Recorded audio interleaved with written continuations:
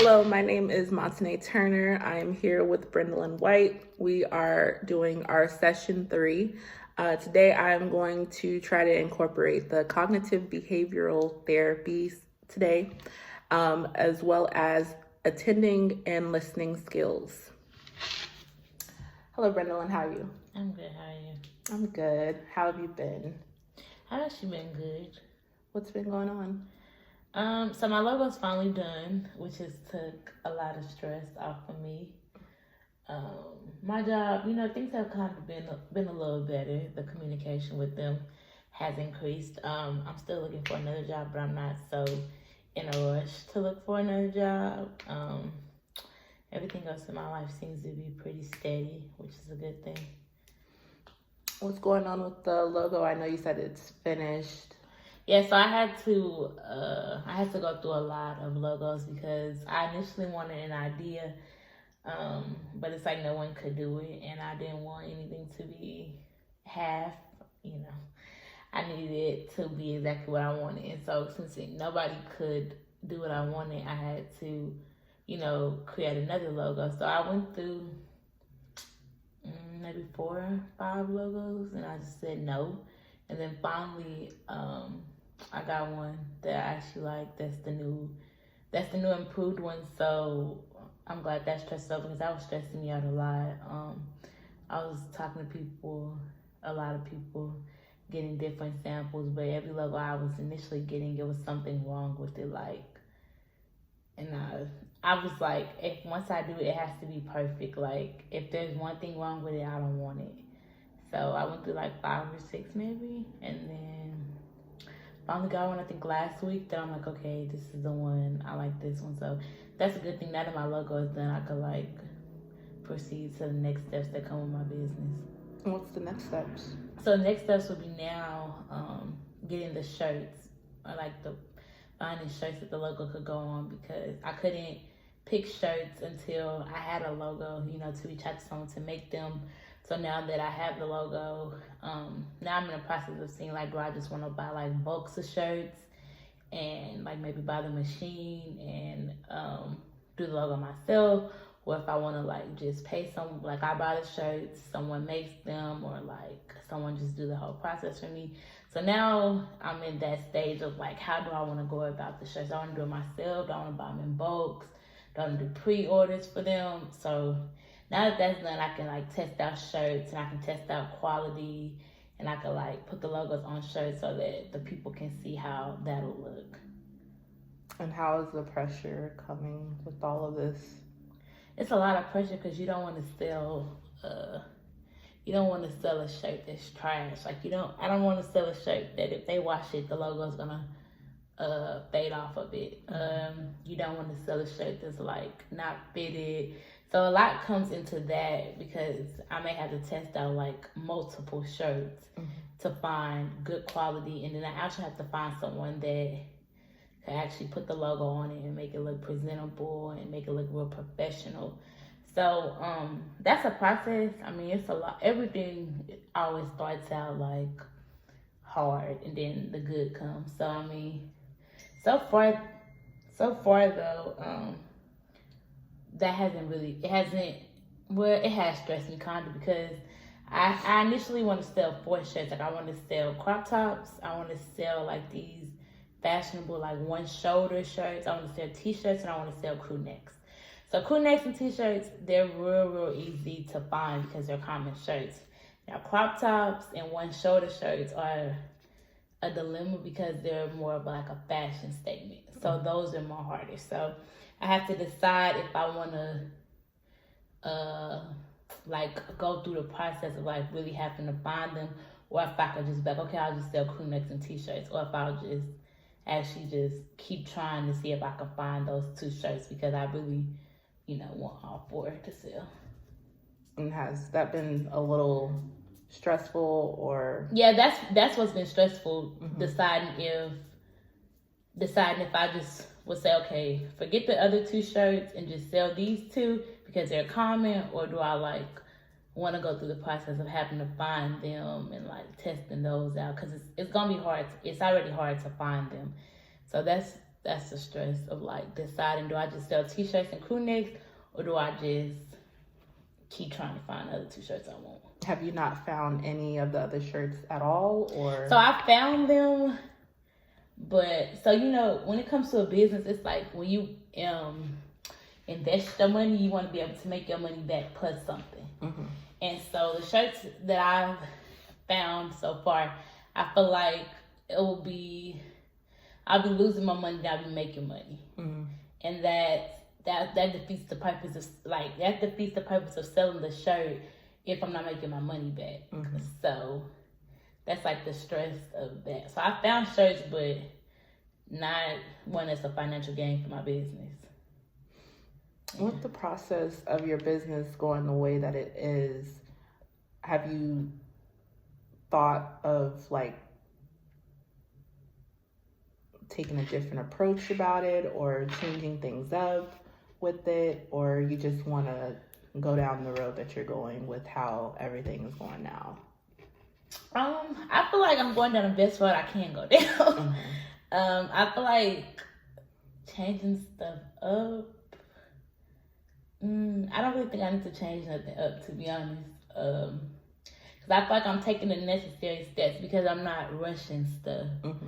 So I feel like taking my time and like actually looking up stuff is kind of the best approach to go on. Because like I said, it's like, it's always like, it's never gonna just be like, okay, this easy to do it. Like, it's always gonna have to be some type of obstacle or some type of difficult thing for you to get to like the end goal. Mm-hmm. And I like that my first go around.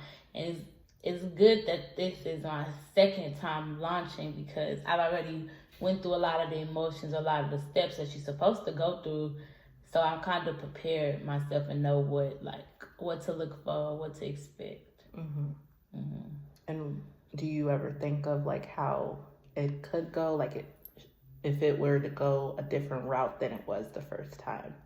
Because you are selling more, you are bringing more into the business. It could be a little freaky, I guess, is the word.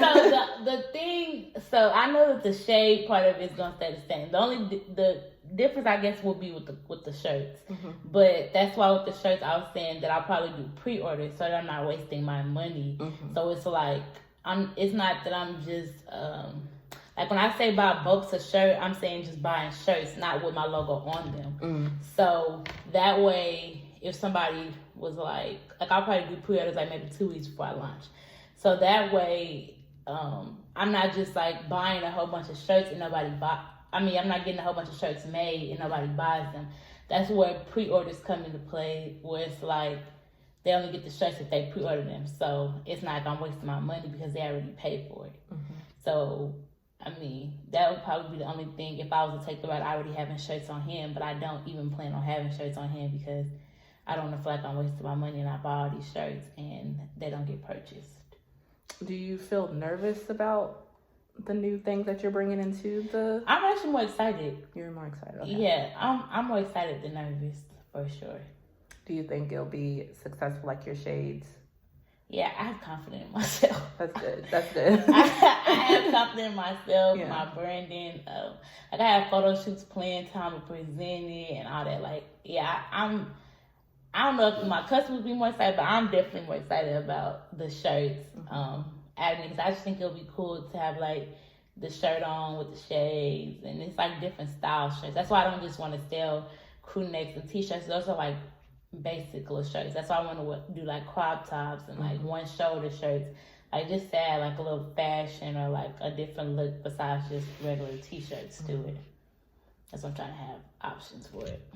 And what about your shades? I know your shade business was a success the first round. Mm-hmm. Are you bringing any new shades or anything different with that line? So I am. So when I first started selling shades, I sold a lot of different frames, but I had like popular demand ones, like ones that were like sell fast and people would request a lot. So I'm bringing certain ones back that were like highly recommended, and then I'm also bringing like new frames in, because like with shades, it's like fashion like clothes. So it's like different seasons bringing different styles, like different like shades that are in now weren't in like certain shades are in now they weren't in last year, you know? So I try to keep up with like the shades that like most people are wearing, the shades that are like common frames. So I'm bringing some of the old ones back, but I do have a lot of new frames also to add to the collection. How do you think the new ones will do? I think that they'll do good because they're like so a lot of my customers, when they see shades online, they'll send them to me and be like, hey, do you think you can find these? Or hey, do you have these? So I usually know what they want because they DM me and let me know. And I also like, I follow like a lot of fashion girls on Instagram, so I know like what type of shades are in. Like for instance, like Cartier shades. Like they, you know, they're designer frames, but they have them just regular frames. So a lot of people like those type of frames. So you just have to like find, like if they're designer frames that they want, you just have to find them just, well, not designer, you know, but like regular ones. So I mean, I keep up with like shades that are out because before I started selling shades, I was already like obsessed with shades. I was already buying shades. Before I was selling them, I was buying them. So I'm real big on like different shades, different colors, different styles. So I really keep up with like shades that are in and like shades people will want. And then sometimes I'll text people like in my phone, like asking them like, would you wear these or would you wear these? Like just getting people different opinions. That helps me also to see like, cause I know just cause I'll wear a certain pair of shades, don't mean somebody else will wear them. So sometimes if I'm like torn between shades, I like send them to like maybe my brand ambassadors. And ask them like, okay, do you like these? Do you like this color? And that helps me like narrow stuff down.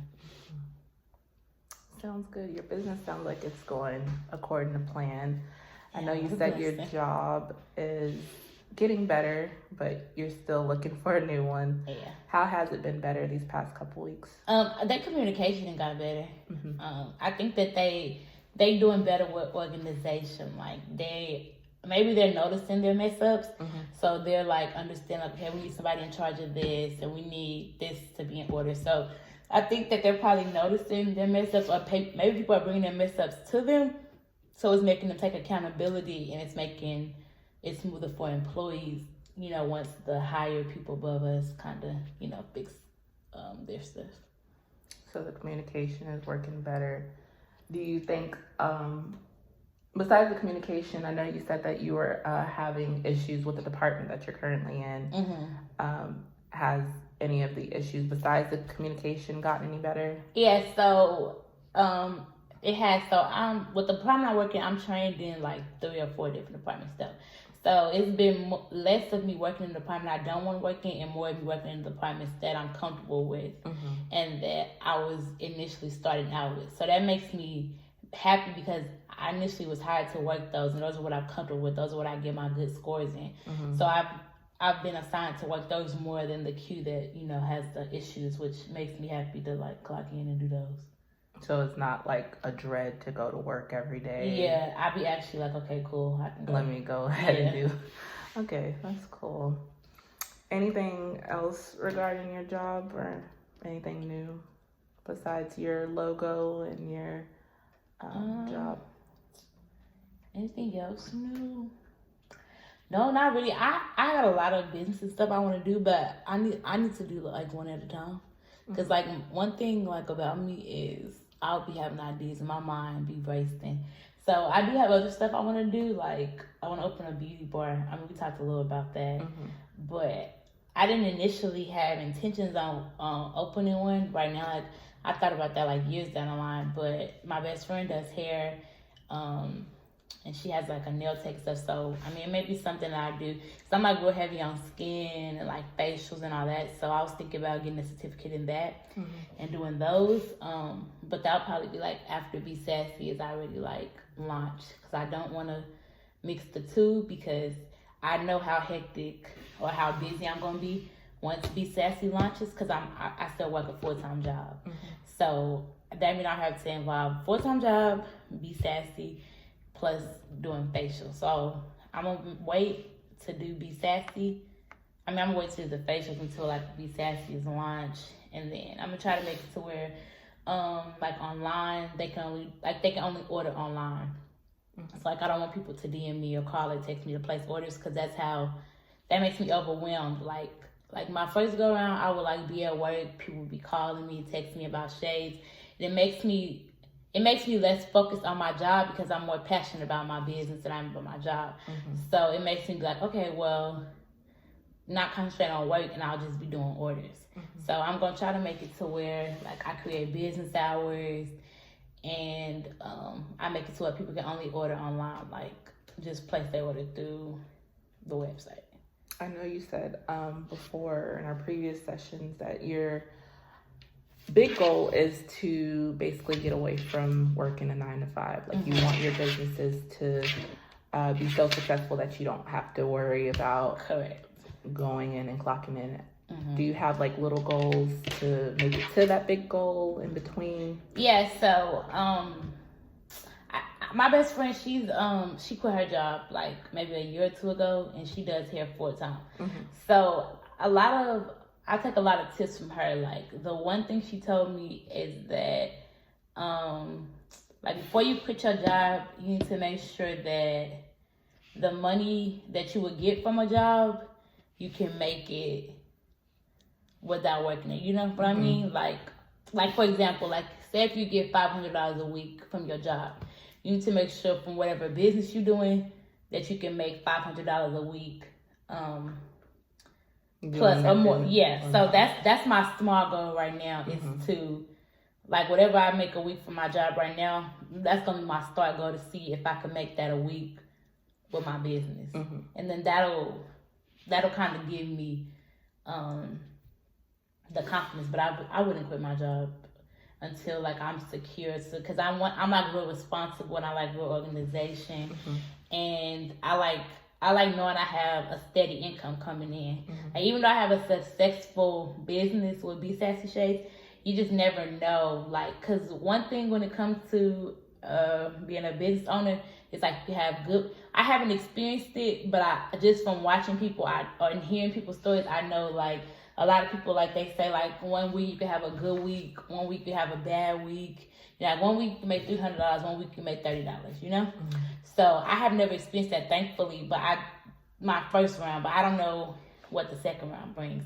So until I can like make what I make at my job consistently, then that's probably when I'll consider leaving my job, or maybe making it a part-time job, because my goal is to like make money in my sleep. So when I could like be waking up to orders, making money in my sleep, and being able to bring in the same income that I bring in from my job, then I'll consider like, okay, I can quit my 9 to 5. Do you have like an end date of when you want to quit your job, or you're just for right now until your business is? Yeah, I don't got an end date.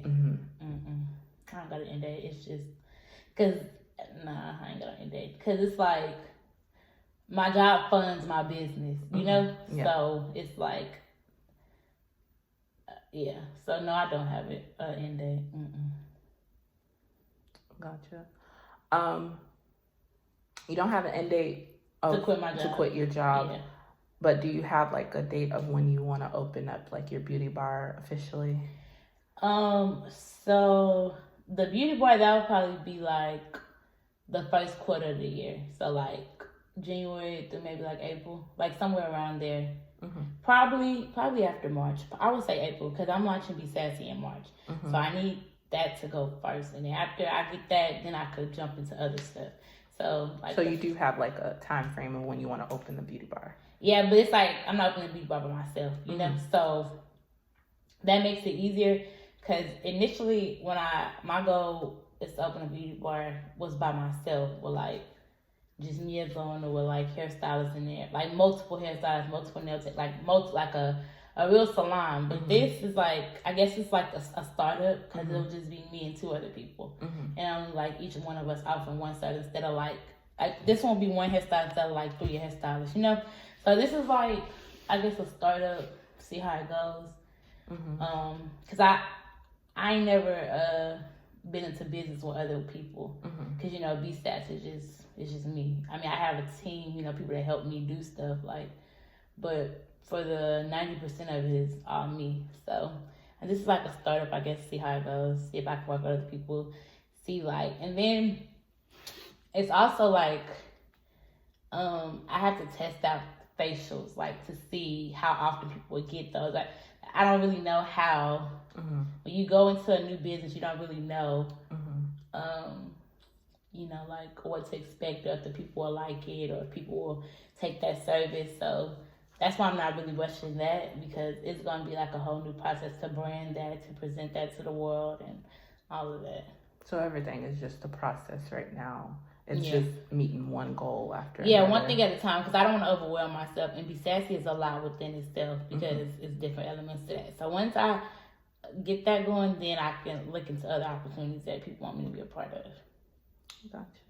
All righty.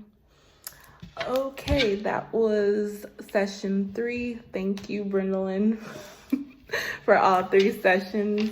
Thank you.